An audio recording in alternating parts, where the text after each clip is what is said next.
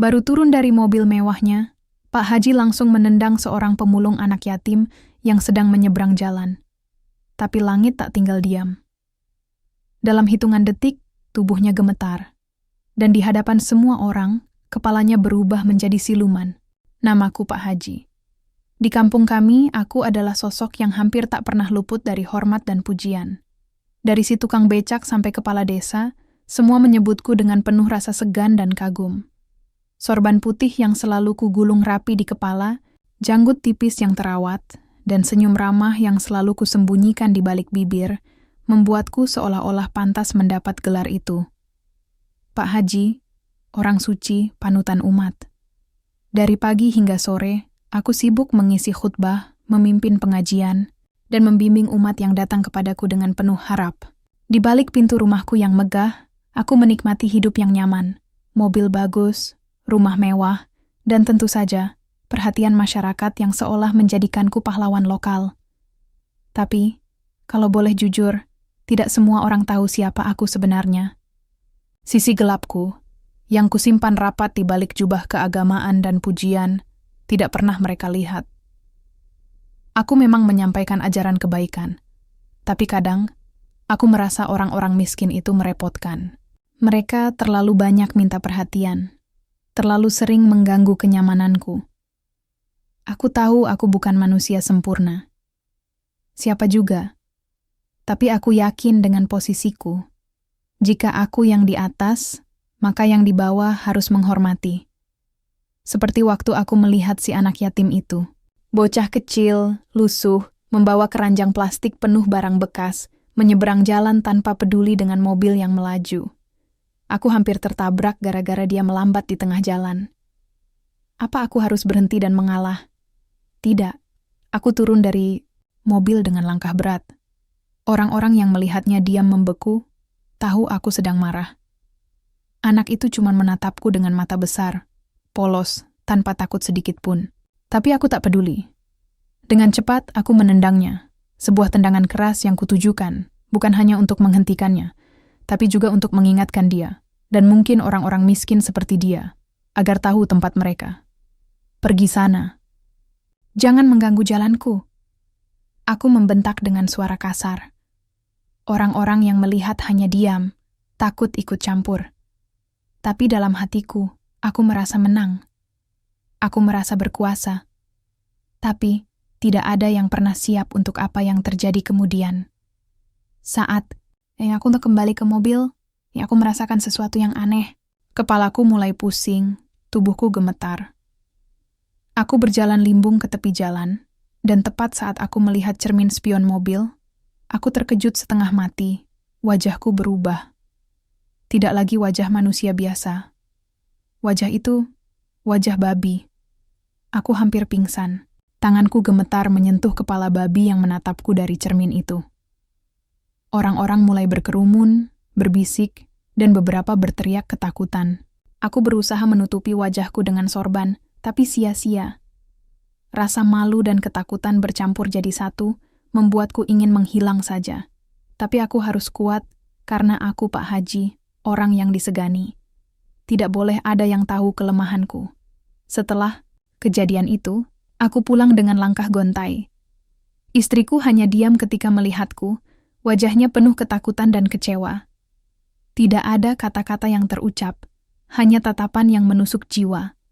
Malamnya, aku terjaga dari mimpi buruk yang terus menghantui. Dalam mimpi itu, anak yatim itu muncul kembali, tapi kali ini dengan senyum dingin yang membuat darahku berdesir. Dia berbicara, tapi aku tak bisa mengingat kata-katanya saat terbangun. Yang jelas, aku tahu aku tidak akan bisa lagi hidup seperti dulu. Sisi gelapku yang selama ini tersembunyi mulai menampakkan diri ke permukaan. Aku merasa seolah seluruh dosa dan kesalahanku berkumpul dan menghakimiku sekaligus. Besok hari, aku harus menghadapi warga kampung yang kini mulai menatapku dengan tatapan aneh dan takut. Aku tahu citra Pak Haji yang kukenal selama ini mulai runtuh. Dan aku hanya bisa berharap masih ada jalan keluar dari mimpi buruk yang kini menjadi kenyataan. Pagi itu, setelah kejadian aneh di jalan, Aku masih belum percaya dengan apa yang kutatap di cermin mobil. Kepala babi? Apa ini mimpi buruk yang tak kunjung usai? Aku mencoba meyakinkan diri. Mungkin ini cuma ilusi atau halusinasi sesaat karena stres. Tapi lihatlah, semua yang kulakukan terasa seperti neraka berjalan. Aku menutup wajah dengan sorban yang selalu kupakai. Tapi bagaimana aku bisa menutup kepala babi ini? Sorban tak cukup tebal untuk menyembunyikan aib ini. Warga kampung yang dulu memuja, kini mulai menatapku dengan rasa takut dan jijik. Seperti aku bukan lagi Pak Haji yang mereka kenal, tapi monster yang turun dari neraka. Aku kembali ke rumah, berharap istriku bisa memberi sedikit ketenangan. Tapi tatapan takut dan jijiknya membuat aku merasa lebih hina. Ini hanya ujian. Mungkin ini cobaan, pikirku. Tapi suara hatiku berteriak sebaliknya. Ku buka pintu, dan suara bisik-bisik mulai terdengar dari luar. Aku tahu, berita tentang wajahku yang berubah sudah menyebar. Teman-teman di masjid mulai menjauh, beberapa santri bahkan menolak ikut pengajian yang kuadakan. Aku merasakan sebuah dinding besar membentang di antara aku dan mereka. Panik. Aku mencoba pergi ke dokter. Tapi dokter hanya bisa mengerutkan dahi dan berkata bahwa ini bukan penyakit biasa. Pak Haji, saya tidak tahu harus bilang apa. Ini bukan urusan medis, katanya gugup. Kemudian, aku pergi ke kiai di kota sebelah, berharap bisa mendapat jawaban atau solusi. Tapi yang kudapat hanyalah tatapan prihatin dan doa yang terucap lirih. Ini bukan hal biasa, Pak. Mungkin ini azab dari langit, kata kiai dengan suara pelan. Aku pulang dengan kepala yang makin berat, hati makin gelisah. Malam itu, mimpi buruk datang menghantui. Anak yatim yang kuminum tangani kasar itu muncul di mimpiku. Tapi kali ini, wajahnya bukan polos lagi. Ada senyum dingin yang menusuk ke dalam jiwa. Dia berbicara dengan suara yang pelan namun tajam. Pak Haji, kau pikir kau bisa lepas dari dosa? Semua yang kau sembunyikan akan terbongkar.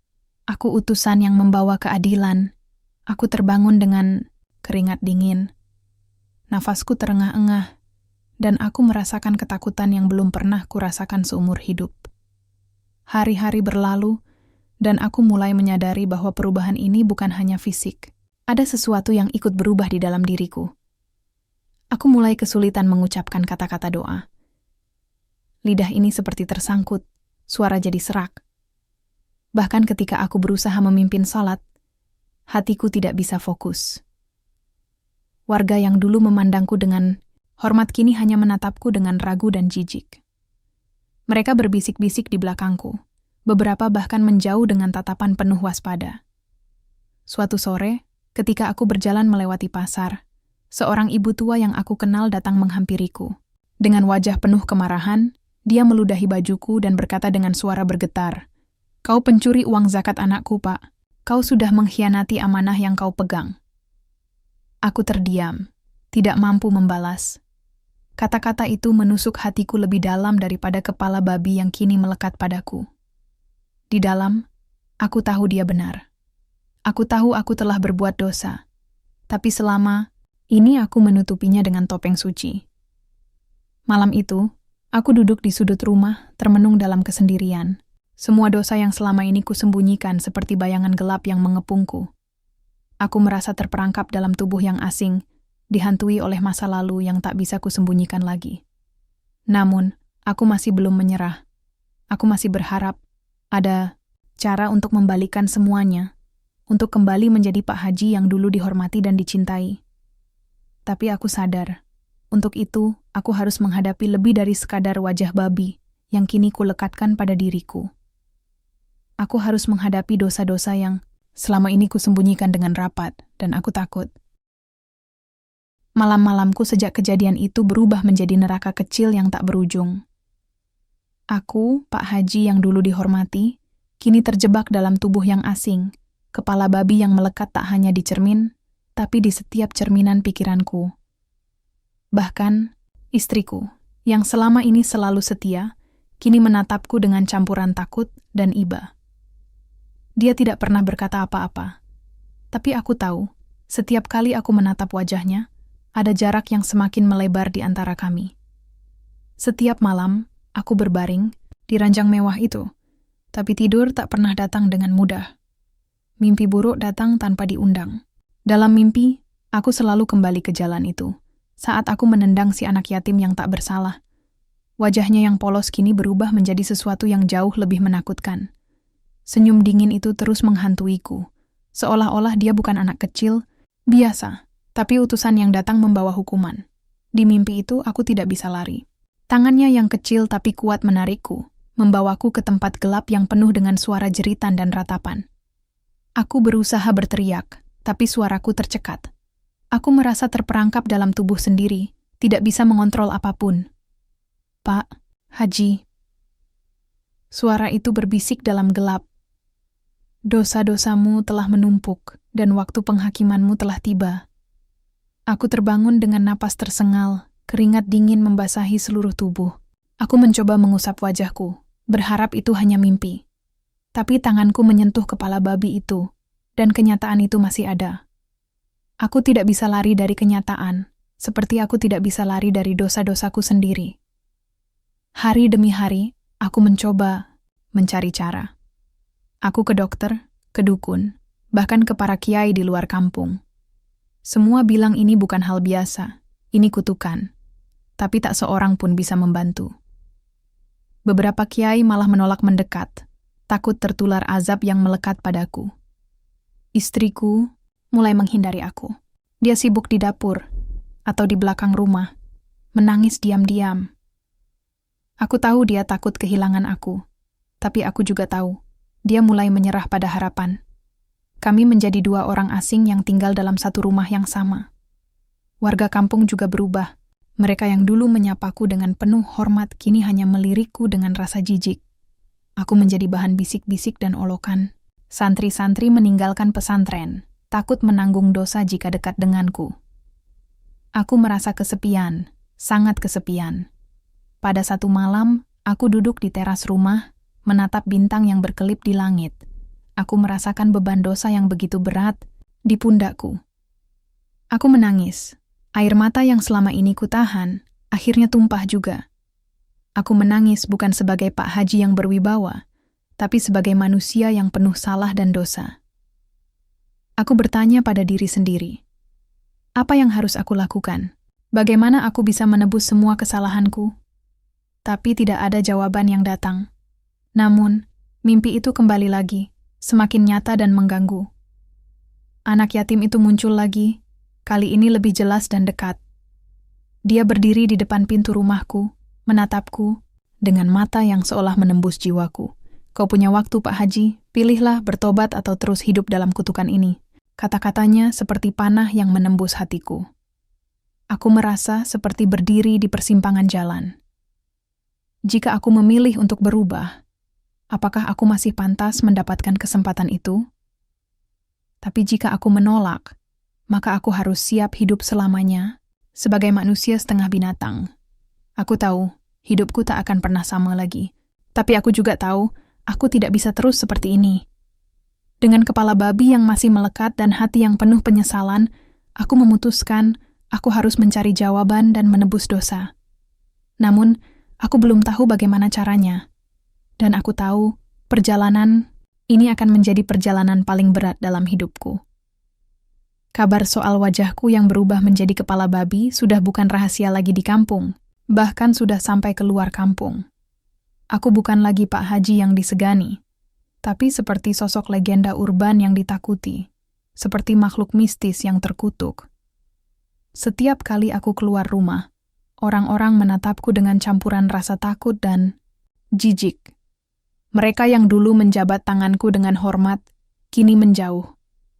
Anak-anak kecil yang dulu aku ajari mengaji, sekarang menyorotikudengan tatapan bingung, bahkan ada yang menangis. Hatiku seperti disayat, tapi aku merasa tak punya kekuatan untuk mengubah keadaan. Lebih parah lagi, beberapa orang mulai mengungkit-ungkit masa laluku. Yang selama ini kusembunyikan rapi, mulai terbongkar perlahan. Teman-teman lama yang dulu pernah aku siksa secara diam-diam mulai muncul. Mereka membawa bukti-bukti kecil. Dokumen yang menunjukkan bahwa aku pernah menggelapkan dana masjid. Rekaman suara yang menyatakan aku memaksa orang-orang miskin menyerahkan zakat mereka kepadaku secara tidak benar, bahkan tuduhan-tuduhan yang lebih berat. Aku mencoba menyangkal, tapi siapa yang percaya padaku? Wajahku yang kini mengerikan sudah cukup membuat orang-orang percaya bahwa aku memang bukan orang baik. Suatu siang, ketika aku berjalan menuju masjid, seorang ibu tua yang aku kenal sejak lama mendekatiku dengan wajah penuh kemarahan. Dia menatapku, tajam, lalu dengan suara bergetar meludahi bajuku. "Kau pencuri uang zakat anakku, Pak. Kau sudah khianati amanah yang kami berikan kepadamu," katanya dengan suara serak. Aku hanya bisa menunduk, tak mampu membalas perkataannya. Dalam hati, aku tahu dia benar. Selama ini, aku memang mencuri kepercayaan, mencuri uang umat, dan mencuri ketulusan mereka. Tapi yang lebih menyakitkan adalah ketika anak-anak yatim yang dulu aku abaikan datang padaku satu persatu. Mereka datang bukan untuk memohon, tapi untuk menuntut. Beberapa dari mereka sudah tidak percaya pada agama dan para tokoh agama seperti aku. Mereka menatapku dengan kecewa dan rasa sakit yang dalam. Suatu sore, aku melihat anak yatim yang aku tendang itu kembali. Tapi kali ini dia berdiri di depan masjid, mengenakan pakaian putih bersih, wajahnya suci seperti malaikat. Dia tidak berkata apa-apa, hanya menatapku dengan mata yang tajam dan penuh arti. Rasanya seperti hatiku dihujam ribuan duri. Aku mencoba menghindar, tapi bayangannya terus mengikuti kemanapun aku pergi. Desas-desus tentang perubahan wajahku, dan aib-aib yang terbongkar membuat suasana kampung menjadi panas. Warga mulai berbisik-bisik, dan beberapa pemuka kampung mulai mempertanyakan keabsahan kepemimpinanku sebagai tokoh agama. Santri-santri di pesantren yang aku pimpin mulai meninggalkan tempat itu satu persatu. Mereka takut ikut terkena kutukan yang melekat padaku. Bahkan beberapa ulama di kota sebelah mulai menjauh. Aku merasa dunia runtuh di sekelilingku. Semua yang selama ini kubangun dengan susah payah hancur dalam sekejap. Malamnya, aku duduk di ruang tamu yang kosong, menatap dinding tanpa gambar. Istriku diam saja. Mungkin dia juga mulai kehilangan harapan. Aku bertanya pada diri sendiri, apakah ini balasan yang pantas untuk semua yang telah kulakukan? Aku tahu aku telah menyakiti banyak orang, tapi aku belum siap untuk menyerah. Aku masih ingin mencari jalan keluar. Aku masih ingin mencoba menebus dosa. Namun, aku juga tahu, perjalanan itu tidak akan mudah. Hari-hari berjalan dengan berat. Aku yang dulu merasa paling benar, kini terjebak dalam pusaran penghinaan dan pengkhianatan. Kepala babi yang melekat di wajahku sudah tidak lagi menjadi satu-satunya kutukan. Dosa-dosa lama yang kubuat selama ini mulai keluar ke permukaan, seolah dipaksa oleh langit untuk terungkap. Suatu sore, ketika aku sedang berusaha menenangkan diri di teras rumah, datang seorang pria tua yang kukenal sebagai teman lama. Dia tampak lelah dan cemas. "Pak Haji," katanya pelan, "ada beberapa orang yang ingin bertemu dan bicara denganmu. Mereka membawa bukti yang kuat tentangmu." Hatiku berdegup kencang. Aku tahu apa maksudnya. Ini tentang penggelapan dana masjid yang selama ini kusembunyikan rapat-rapat. Aku sudah lama takut saat hal ini terbongkar, tapi aku juga tahu aku tak bisa lari lagi. Mereka yang datang adalah beberapa warga kampung yang merasa dikhianati. Mereka membawa dokumen, catatan keuangan, dan beberapa rekaman pembicaraan yang menunjukkan bagaimana aku mengambil keuntungan dari dana zakat dan sumbangan tanpa memberi pertanggungjawaban. Aku mencoba menjelaskan, tapi kata-kataku terasa hambar di hadapan bukti yang begitu jelas. Rasa malu dan bersalah menyelimuti hatiku. Semua yang selama ini kupandang sebelah mata kini menjadi kenyataan yang tak bisa kupungkiri. Aku ingat kembali bagaimana aku menggunakan posisiku untuk memperkaya diri sendiri. Dana masjid yang seharusnya dipakai untuk membangun fasilitas dan membantu orang miskin, aku alihkan untuk kepentingan pribadi. Aku juga sering memaksa orang-orang miskin menyerahkan zakat mereka secara tidak adil. Tapi itu bukan satu-satunya dosa besar yang kusembunyikan. Di balik senyum ramahku dan ucapan manis di mimbar, aku menyembunyikan sisi lain yang lebih gelap. Aku sering memanfaatkan kekuasaan agama untuk menindas orang-orang yang lemah, bahkan memanfaatkan situasi demi keuntungan pribadi dan melanggengkan kekuasaanku. Malam itu, saat aku duduk sendiri di ruang tamu, aku merasakan semua rahasia itu seperti bayangan gelap yang menjeratku. Aku bertanya pada diri sendiri, apakah aku masih punya kesempatan untuk berubah? Namun, suara hati kecil itu terus berbisik. Kalau kau ingin bebas, kau harus berani menghadapi semua ini, Pak Haji. Tidak cukup hanya menutupi dan bersembunyi. Saat aku menatap wajah babi di cermin, aku sadar bahwa inilah cerminan sejati jiwaku. Tidak bisa lagi kusembunyikan dosa dan keburukan di balik topeng suci. Aku harus berubah. Tapi aku juga tahu, jalan untuk menebus dosa tidak akan mudah. Aku harus mulai dari mana? Hari itu adalah hari yang kutakuti, sekaligus kuharap-harap. Di balai desa, warga kampung menggelar pertemuan besar. Semua mata tertuju padaku, Pak Haji yang sudah berubah.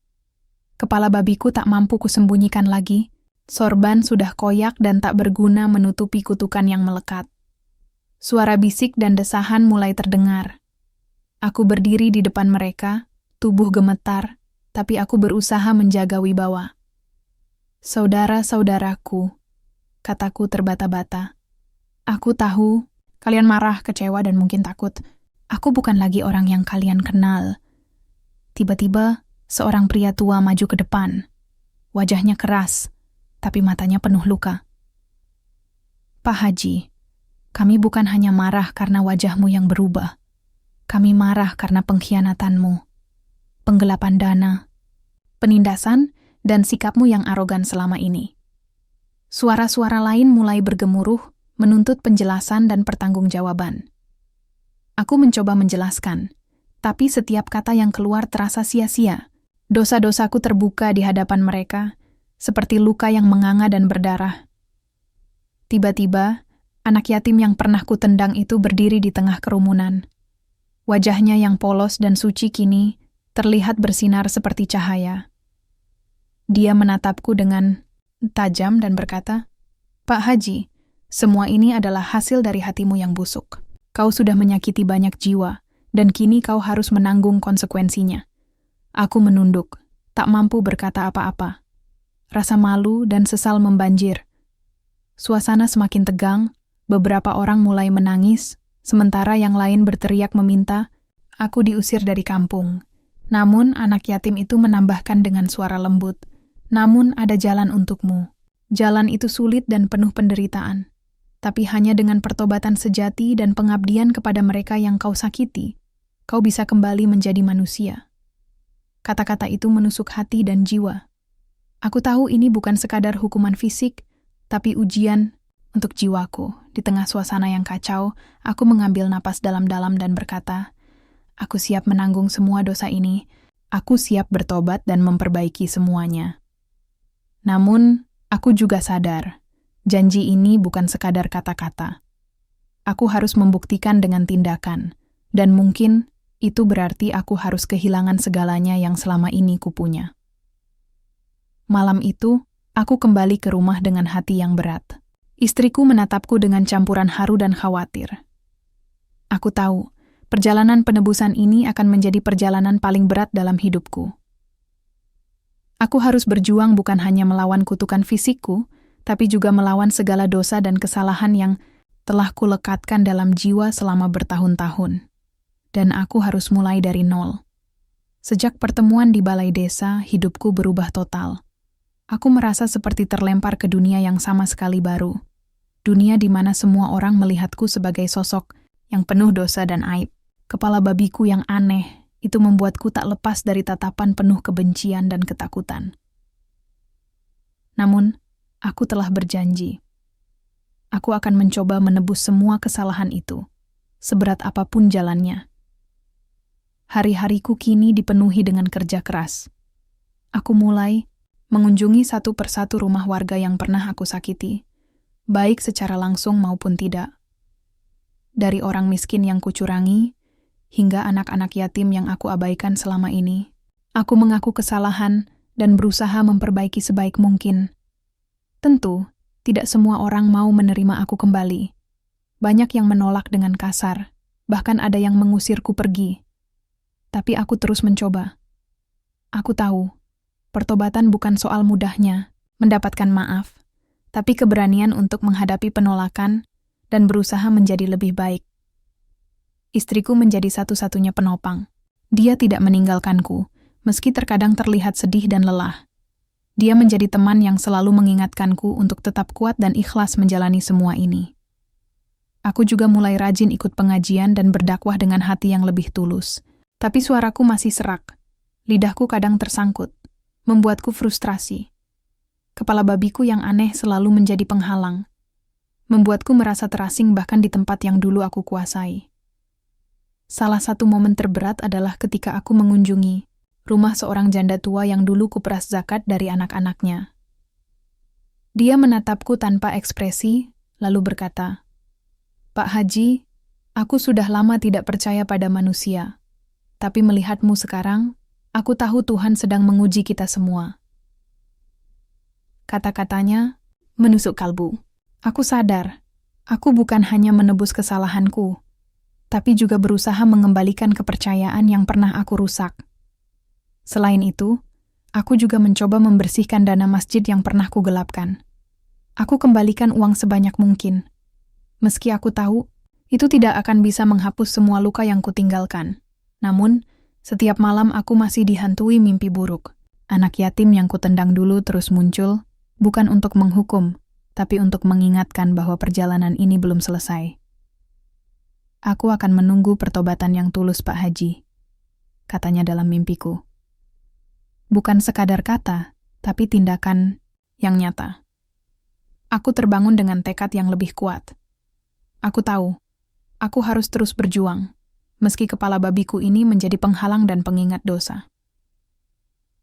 Perjalanan ini memang berat, tapi aku tidak akan menyerah. Hari-hari berlalu, dan aku mulai merasakan perubahan yang perlahan tapi pasti. Kepala babi yang dulu kutakuti kini bukan hanya simbol kutukan, tapi juga pengingat akan dosa-dosa yang harus kutebus. Aku mulai belajar bahwa tobat bukan sekadar kata, tapi perjuangan seumur hidup. Suatu sore, datanglah kabar buruk yang membuatku semakin terpukul. Salah satu anak yatim yang dulu pernah kuabaikan sakit parah. Aku langsung bergegas ke rumah sakit dengan kepala babiku yang menjijikan itu. Wajahku kembali menjadi bulan-bulanan tatapan orang. Ada yang menghindar, ada yang berbisik kasar. Namun aku tak peduli. Aku hanya fokus pada anak itu. Aku merasakan luka yang dalam melihat kondisi tubuhnya yang lemah. Aku duduk di samping ranjangnya, memegang tangannya yang kecil dan dingin. "Maafkan aku." Aku berbisik dengan suara serak. "Aku salah. Aku akan berubah." Air mata mengalir tanpa bisa kutahan. Anak itu membuka matanya yang lemah dan tersenyum kecil. "Pak Haji, aku tahu kau bisa berubah." Kata-katanya seperti angin segar yang meniup harapan baru dalam diriku. Keesokan harinya, aku memutuskan untuk melakukan sesuatu yang belum pernah kulakukan sebelumnya. Aku mengundang seluruh warga kampung ke halaman masjid untuk acara pengabdian, bersama, membersihkan lingkungan, membantu yang membutuhkan, dan membuka pintu maaf seluas-luasnya. Awalnya, warga ragu dan banyak yang enggan datang. Tapi perlahan, satu persatu mulai bergabung. Aku bekerja bersama mereka, tanpa pamrih, tanpa embel-embel. Kepala babiku yang menjijikan membuatku merasa sangat malu. Tapi aku ingin menunjukkan bahwa aku sungguh-sungguh. Saat malam tiba, aku duduk di bangku masjid yang kosong. Aku teringat anak yatim yang menendangku dulu, yang kini menjadi alasan terbesar untukku berubah. Aku berdoa. Bukan hanya untuk diriku, tapi untuk semua yang pernah aku sakiti. Aku sadar, tobatku masih jauh dari sempurna. Akan ada banyak rintangan dan godaan di depan. Tapi aku sudah memulai jalan yang benar. Dan dalam hati, aku berharap, semoga Tuhan melihat perjuanganku dan mengangkat kutukan yang melekat pada diriku. Setelah acara pengabdian bersama di masjid, aku merasa sedikit lega. Namun aku tahu perjalanan penebusanku belum selesai. Justru disinilah ujian sebenarnya dimulai. Tuhan menguji kesungguhan hatiku dengan cara yang tak pernah kubayangkan. Beberapa hari setelah acara itu, aku menerima kabar dari tetangga bahwa ada orang-orang yang mulai menyebar fitnah baru. Mereka bilang, kutukan kepala babiku bukan hanya karena dosa-dosa lama, tapi ada sesuatu yang lebih gelap, rahasia besar yang selama ini kututupi. Aku merasa gemetar, tapi aku harus tetap tegar. Aku tahu ada beberapa hal yang belum aku ceritakan. Beberapa rahasia yang aku simpan rapat demi menjaga citra dan kekuasaan. Rahasia yang jika terbongkar, bukan hanya aku yang akan hancur, tapi juga orang-orang yang pernah kusinggung tanpa sadar. Salah satu rahasia itu adalah hubunganku dengan seorang wanita yang bukan istriku. Sebuah hubungan yang kelam dan penuh tipu, daya yang aku lakukan saat kekuasaan dan kesombongan merajai diriku. Dia membawa konsekuensi besar, tapi aku memilih untuk menutupinya rapat-rapat. Hari-hari berikutnya, aku merasakan tekanan luar biasa. Orang-orang mulai bertanya-tanya, bisik-bisik semakin menjadi. Aku kehilangan beberapa pendukung lama, dan bahkan istriku terlihat semakin jauh dariku. Aku merasa dunia semakin menyempit, dan kutukan yang melekat di wajahku seolah menjadi penjara, tak berujung. Namun, di tengah semua itu, aku masih berusaha bertahan. Aku terus berbuat baik, membantu siapa saja yang bisa kubantu. Aku ingin membuktikan bahwa aku sudah berubah, meski banyak yang belum percaya. Suatu malam, aku bermimpi lagi. Anak yatim yang dulu kutendang berdiri di hadapanku dengan wajah penuh pengharapan. Pak Haji, rahasia kelammu bukan akhir dari segalanya. Tapi kau harus berani membuka semuanya dan bertanggung jawab, katanya lembut. Aku terbangun dengan hati penuh gelisah. Aku tahu aku harus menghadapi semuanya. Tidak bisa lagi bersembunyi di balik dinding kebohongan. Esoknya, aku memutuskan untuk menemui istriku dan mengaku semuanya. Aku tidak tahu apa yang akan terjadi, tapi aku sadar itulah langkah awal untuk benar-benar bertobat. Percakapan itu berat. Air mata, amarah, dan kecewa bercampur menjadi satu. Tapi di akhir, dia memutuskan untuk memberiku kesempatan dengan syarat aku harus jujur sepenuhnya dan berkomitmen untuk berubah. Itu adalah momen yang sangat berat sekaligus penuh harapan. Aku tahu aku tidak sendiri lagi. Pagi itu, aku bangun dengan perasaan berbeda. Seperti ada beban yang mulai terangkat dari pundakku yang berat. Setelah pengakuan dan pembicaraan panjang dengan istriku, aku merasa ada secercah harapan yang mulai menyinari hidupku. Kepala babi yang dulu begitu mengerikan kini terasa seperti peringatan yang menuntunku untuk berubah. Bukan hukuman tanpa akhir. Aku sadar, pertobatan bukan perjalanan satu malam. Ini adalah proses panjang yang harus kulalui dengan sabar, tekad, dan kerendahan hati. Sejak hari itu, aku semakin tekun menjalani kehidupan baru. Aku menghabiskan waktu membantu warga kampung, mengurus masjid dengan jujur, dan mengayomi orang-orang miskin tanpa pamrih. Orang-orang mulai perlahan membuka hati kembali. Meskipun masih ada yang ragu, mereka mulai melihat kesungguhan di mataku dan perbuatanku. Suatu sore, saat aku duduk di teras rumah, aku melihat seorang anak yatim yang dulu pernah kutendang berjalan mendekatiku. Wajahnya cerah dan dia tersenyum. Aku dengar Pak Haji sudah berubah, katanya polos. Aku tersenyum dan membalas, aku masih belajar, Nak. Tapi aku berjanji akan terus berusaha menjadi lebih baik. Tiba-tiba, aku merasakan sesuatu yang aneh. Kepala babi yang selama ini melekat di wajahku perlahan-lahan berubah kembali menjadi wajah manusia yang kukenal. Aku menatap cermin dengan mata terbelalak, tak percaya. Aku menangis haru, bukan hanya karena kutukan terangkat, tapi karena aku telah menemukan arti sejati dari pertobatan dan pengampunan. Di malam itu, aku berdoa dengan penuh syukur. Aku tahu, perjalanan ini belum berakhir, tapi aku sudah melangkah di jalan yang benar. Dan aku yakin, selama aku terus bertobat dan mengabdi dengan tulus, cahaya akan selalu membimbingku.